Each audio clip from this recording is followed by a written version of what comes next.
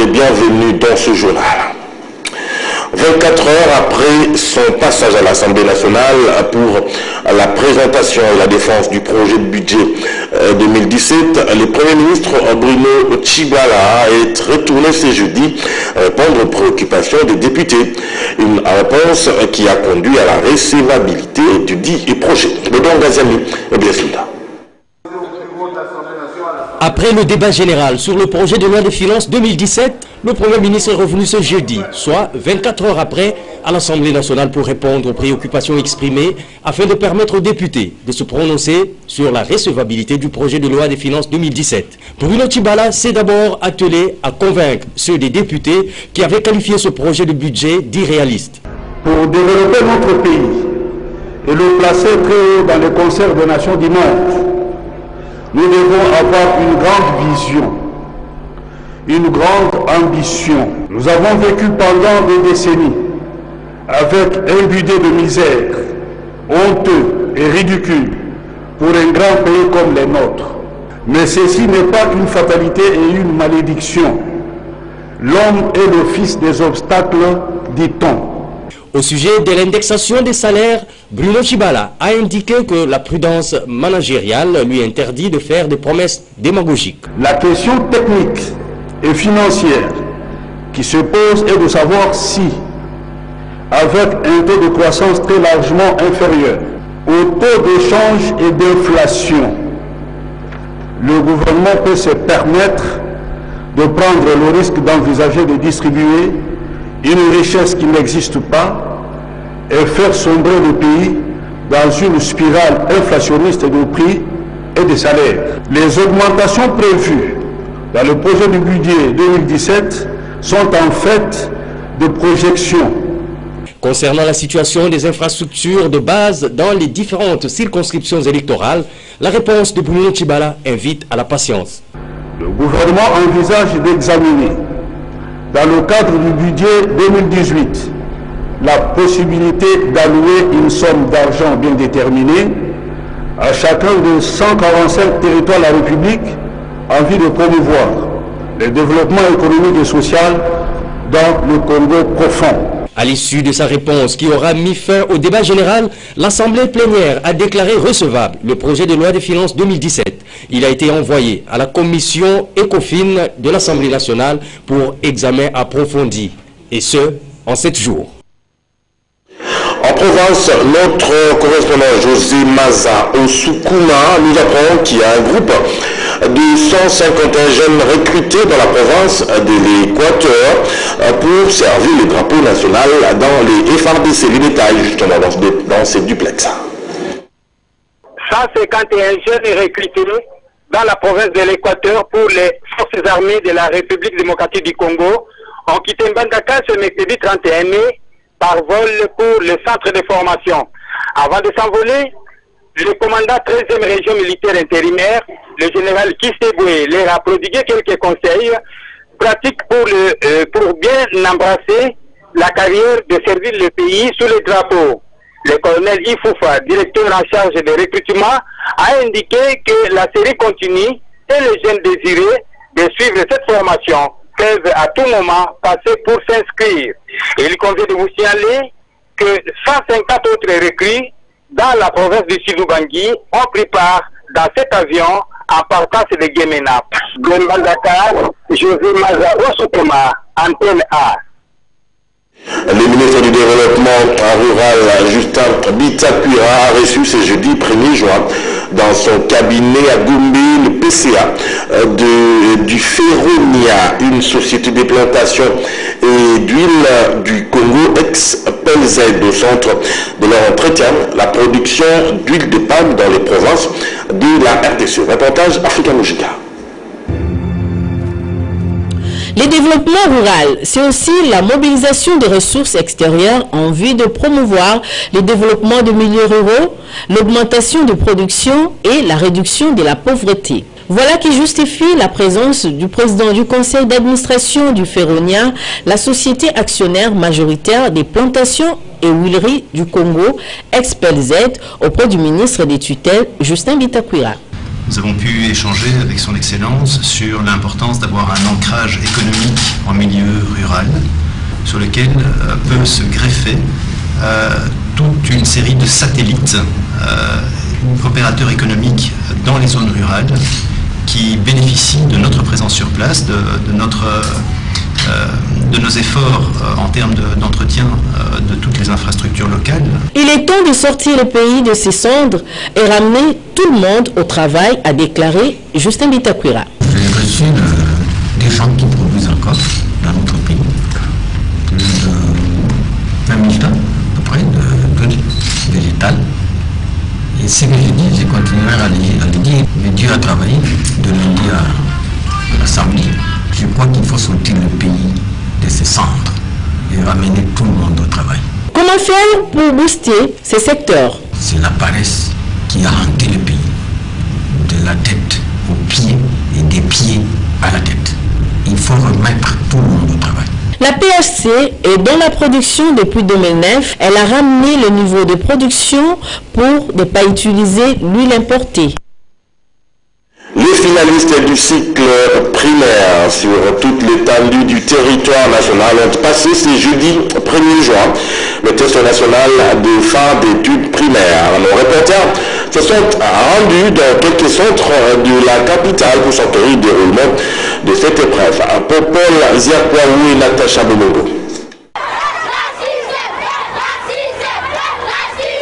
Ils sont plus d'1 million d'élèves finalistes du cycle primaire qui ont passé leur test national de fin d'études primaires. Un examen qui évalue le niveau des élèves après 6 années de formation pour enfin embrasser les cycles secondaires. Au sortir de la salle d'examen, ces élèves du complexe scolaire Manyanga de la Gombe nous confient avoir répondu à 25 questions de français et culture générale. Nous sommes rassurés, poursuit-elle, de faire mieux que les années antérieures. Nous souhaitons, renchérit-elle, être parmi les meilleurs élèves de la capitale. Pour le dernier jour, demain vendredi, nous ferons encore mieux qu'aujourd'hui, le premier jour, afin d'honorer les autorités de notre école, nos parents et la fierté de notre pays, la République démocratique du Congo. Débuté ce jeudi 1er juin, ce test prendra fin demain, vendredi 2 juin. À tous les finalistes, bonne chance.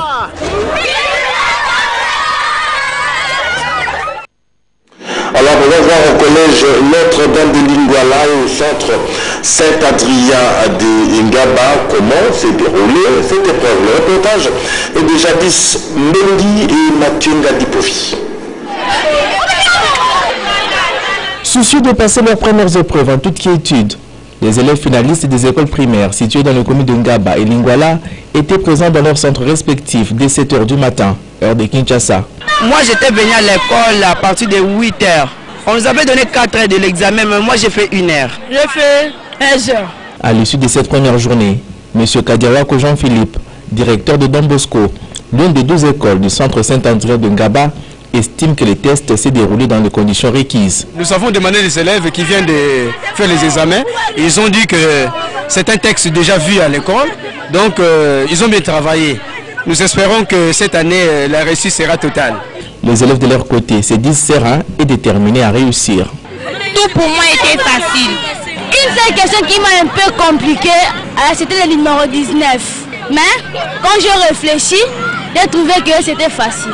Pour aujourd'hui, ça a été facile, mais on attend pour demain. Sur 95, je peux avoir 93. Les jeunes finalistes regagnent leur domicile confiants. Ils n'ont que quelques heures de repos pour se réarmer intellectuellement afin de venir à nouveau le vendredi se confronter aux sciences exactes. À Mbandaka, ces épreuves de 2 jours se sont bien déroulées pour le premier jour. Il nous fait savoir José Maza Soukouma, notre correspondant depuis la province de l'Équateur. Passation de l'épreuve de fin d'études primaires, 29 762 finalistes, dont 13 136 filles, l'effectif des concurrents au test national de fin d'études primaires, TENAFEP, dans la province de l'Équateur, dont la cérémonie présidée par le ministre de l'Éducation Angola a eu lieu au lycée Rustengo de Mbandaka. 136 centres réunissant 1122 écoles primaires, Donc 18 centres et 207 écoles dans la ville de Mbandaka avec 7216 inscrits. Dans ce mot, le ministre a exhorté ces jeunes de considérer cette épreuve comme les interrogations et autres examens classiques. Et cette activité a coïncidé avec la justice populaire où les jeunes du quartier Air Congo ont interpellé 3 jeunes qualifiés de Koulouna, chose qui a perturbé les bons déroulements dans certains centres de la ville de Mbandaka. Qu'à cela ne tienne, cette épreuve de 2 jours se déroule normalement. De Mbandaka, José Maza Osukuma, Antenne A. Il a fait qu'on en parle encore pour signaler que dans le Kasaï central, malheureusement, cette épreuve n'a pas eu lieu, vous en doutez, à cause du phénomène Kamena Sapou. Des précisions dans ce duplex. 25 000 élèves finalistes de l'école primaire sur 46 329 attendus aux examens de fin d'études primaires ont répondu sur l'appel de l'enseignement primaire en présentant les examens de fin d'études primaires ce jeudi 1er juin 2017 sur l'ensemble de la province du Kasaï. 4 subdivisions n'ont pas présenté leurs élèves à ces fins d'études primaires. Le phénomène Kamena Sapou et l'insécurité serait à la base, selon Mme Wivine Mounenkoko, prophète du Kasaï, de la province du Kasaï. Mme Wivine Mounenkoko appelle les autorités de la province du Kasaï à sécuriser les entités sécurisées par les phénomènes Kamena Sapou pour que les élèves en retard retrouvent leurs droits. Pour s'acquérir du dossier, le gouverneur de province Marc Manyanandambou s'est rendu lui-même dans plusieurs centres de la ville de Chikapa afin d'encourager les élèves finalistes de l'école primaire.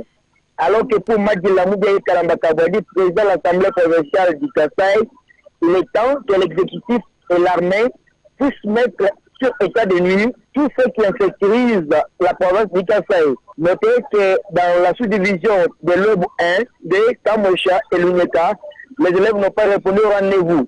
Dans quelques centres de Maïmounena, à une distance de 15 km, et aussi à Katoka, une distance de plus ou moins 25, les élèves qui étaient les matés dans leur salle d'examen sont vus obligés de quitter, vu le nombre de miliciens qui sont venus pour s'attaquer à la police, qui assiste une source d'information à notre rédaction de Soara. Et Chikapaville, Jean-Luc Matantena pour Athéna.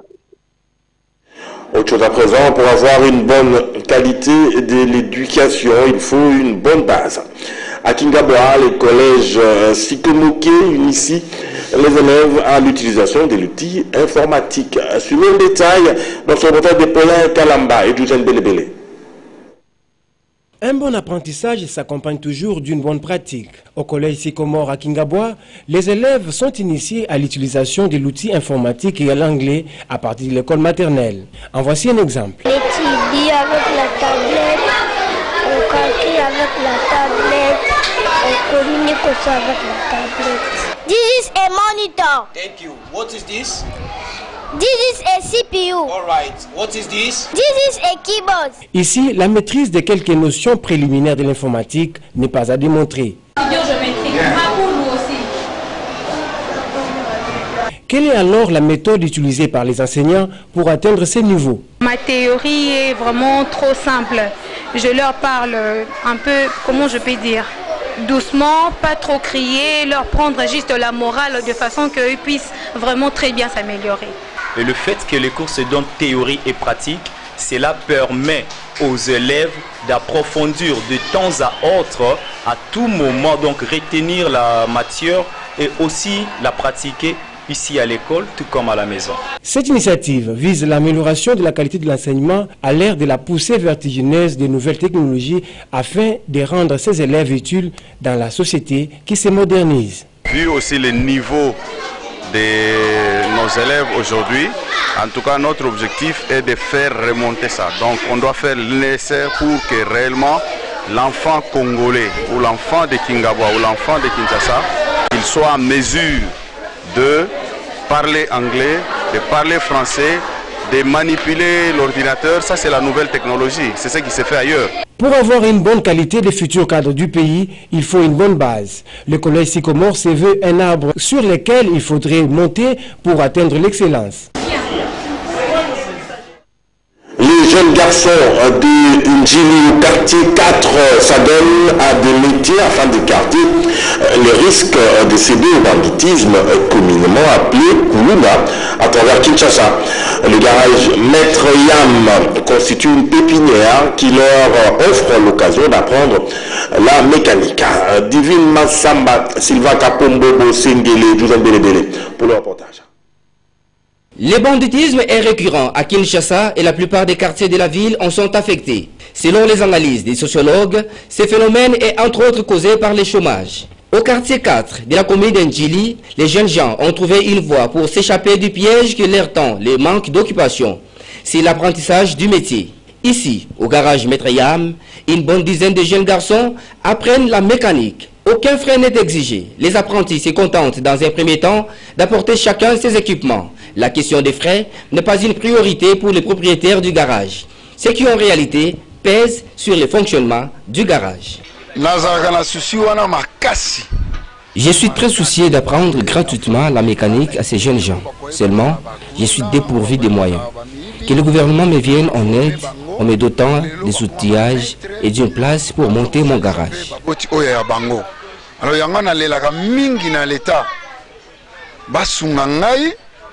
Na ba outillage na place tala na salaka musala na place ya balabala, donc ce qui vraiment l'État talinga makasi bako kosunga ngai. L'initiative d'encadrer les jeunes à travers l'apprentissage de la mécanique est bonne, car elle leur permet non seulement de s'occuper, mais aussi de se prendre plus tard en charge. Cependant, elle doit être encouragée. Et le meilleur encouragement n'est rien d'autre que l'appui de l'État et une bonne organisation des détenteurs des garages. Le non-curage de la rivière Kalamou et la présence d'un gros tuyau au niveau de la première rue Funa empêche le bon écoulement de l'eau et favorise l'entassement des bouteilles en plastique après chaque forte pluie. Myriam Ibali et Sylvain Kapombobo Sengele sont passés par là. Nous sommes au quartier Funa, première rue, dans la commune de Limete. Ici, la rivière Kalamou est envahie par des immondices qui empêchent le bon écoulement de l'eau. Le problème qui se pose ici est celui du tuyau de la régie des eaux qui retient les immondices. Nous demandons à cette société de relever son niveau afin de permettre le bon écoulement des eaux. Quand on cure la rivière, tout se passe bien, mais quand on laisse passer beaucoup de temps, les lits de la rivière remontent et les déchets en plastique s'entassent au niveau du tuyau.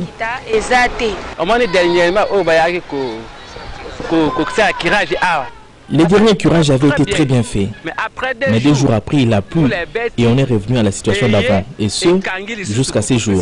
Mais heureusement pour nous, avec la venue de la saison sèche, nous avons enfin soufflé.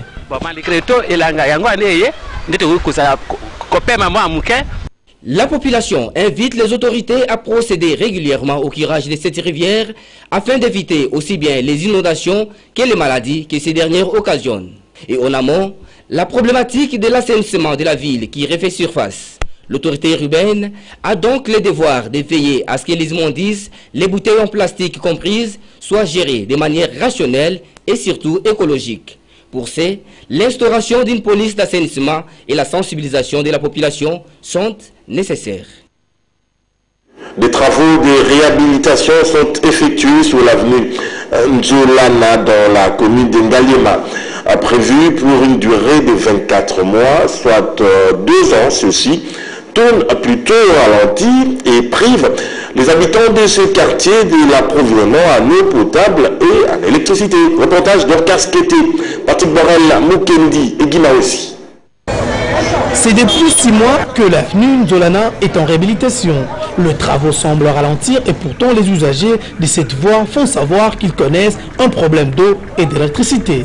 Suite à ces derniers, ils exhortent les entreprises qui exécutent les travaux à les accélérer. La lenteur de ces travaux nous met en difficulté parce que depuis qu'ils les ont débutés, nous n'avons plus de l'eau ni d'électricité.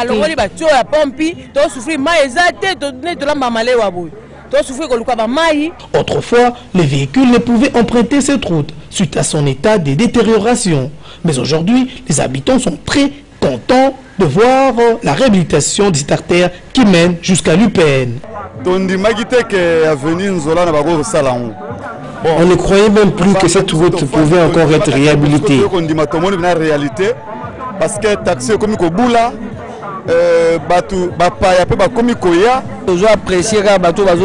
nous sommes vraiment satisfaits de cette réhabilitation et nous remercions les autorités.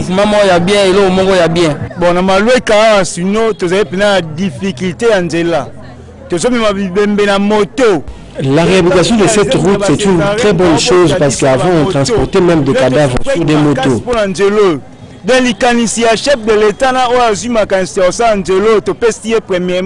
Merci. Ces usagers espèrent voir ces travaux de réhabilitation s'achever complètement afin que le trafic soit paisible au grand bonheur de la population. L'avenue Université se trouve dans un état de délabrement très avancé, surtout dans son tronçon compris au croisement des avenues Bukanga et Kianza. La population de ce coin lance un vibrant appel aux autorités compétentes. Un reportage Rachel Yakoulou, Paulin Kalamba et Luzanne Belébéné.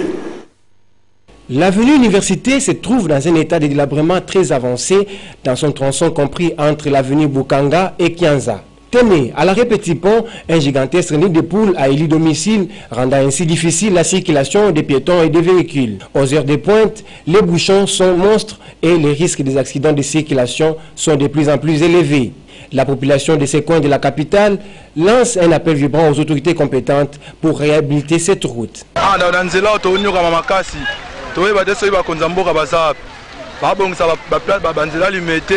Ici, la circulation est devenue très difficile. Ce qui nous étonne, c'est que nous voyons d'autres routes en train d'être réhabilitées, mais cette route est toujours dans cet état. Chaque jour, nous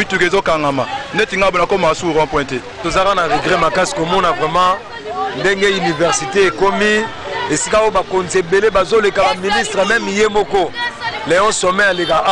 l'état de cette route nous préoccupe vraiment. Pourtant, même les autorités passent par ici.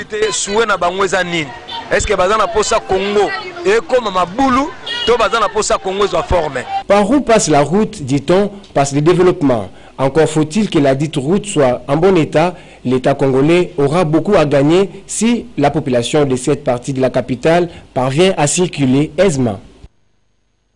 Une page noire dans ce journal, le mouvement sportif congolais est en deuil avec la disparition inopinée ce jeudi 1er juin aux cliniques universitaires de maître Kenzo Mukendi Franck, secrétaire général de la Fédération congolaise de taekwondo et trésorier général adjoint du comité olympique congolais. Maître Kenzo, par son intelligence et sa vision, a été un membre influent du mouvement sportif congolais. Sa disparition laisse un grand trou, alors que le comité olympique congolais avait besoin de sa sagesse et de son expertise. Suivez une sélection de ces émissions sur Antenne. Nos amis paralympiques qui participent dans les épreuves des handisports, dans l'athlétisme. Ça veut dire que pour nous, nous sommes et nous continuons sur notre marche ascensionnelle. Mais seulement, il y a lieu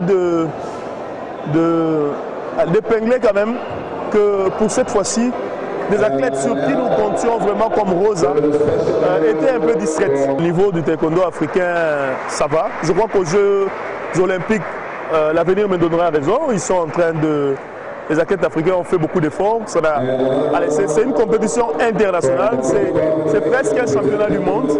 Maintenant, ce qu'il faudra, c'est maintenir ce genre de fêtes plus d'une fois l'année au niveau africain. Ça permet aux athlètes d'être... à son âme. Alors à présent, faire la lecture des parutions d'aujourd'hui, sélection commentaire Patricia Bassois.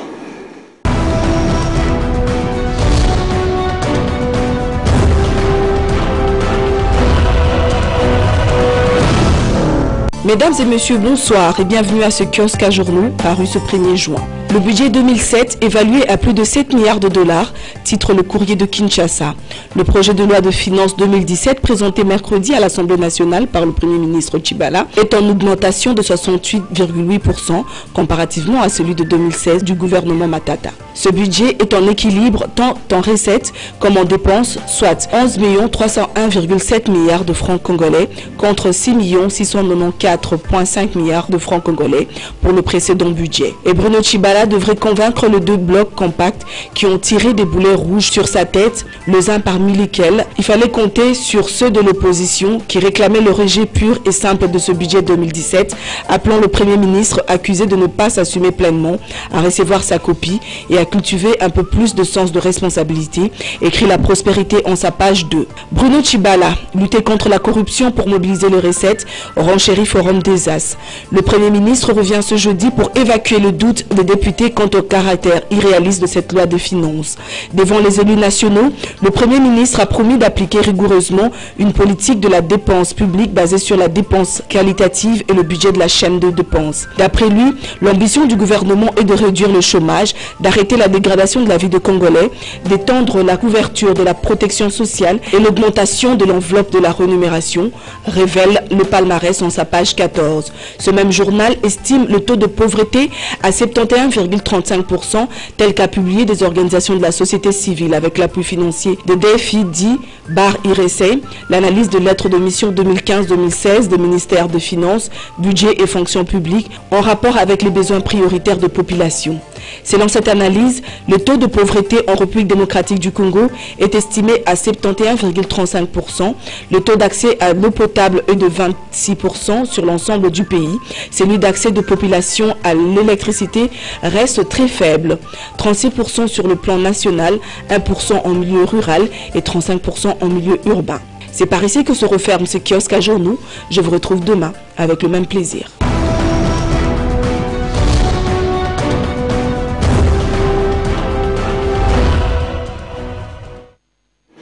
Fin de cette session d'information. Merci de l'avoir suivi. Prenez soin de vous et des vôtres.